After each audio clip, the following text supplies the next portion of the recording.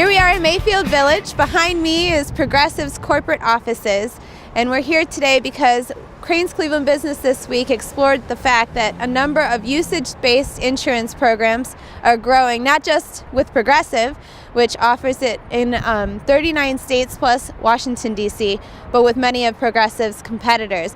Essentially, usage-based insurance involves us putting Big Brother devices into our vehicles to allow insurers to see how we actually drive versus some of the historical measures such as age and credit information. So today we're here at Progressive because I placed one of those devices in my car for roughly a week, and we want to ask Richard Hutchinson how I have performed. I looked at your data, and I would say, what have I seen? That you drive on average less than the average driver, in your area. That you are definitely hard braking a lot less, and that you have less trips, or actually have about an average number of trips. So it would say, for whatever reason, you're driving more defensively and have a higher likelihood of being a safer driver. And if you kept up the way you've started, you're probably going to get a very healthy discount. The Snapshot has been in my vehicle since last Friday evening, recording my every move. Now, unlike what people might presume, it doesn't record your speed. It's not a GPS functional device, so they can't tell if you're going 63 as I am right now, whether you're on 90 east or a 25 mile per hour city street. So they don't measure your speed, and they do not use your speed as a calculation into whatever discount you might be eligible for. What they do measure is your time of day when you're driving. So some of the higher risk times would be, I believe, midnight to 4 a.m. They measure the mileage that you drive. So if you're a higher mileage motorist, you're going to probably be less eligible for some of the more generous discounts. And they also measure your sudden braking.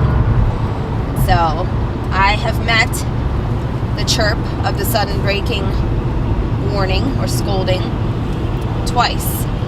Today we incur the wrath of the Snapshot.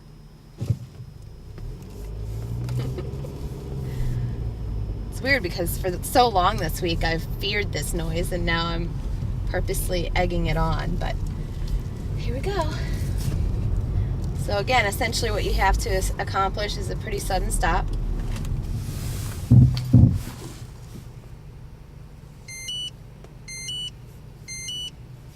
It's telling me bad.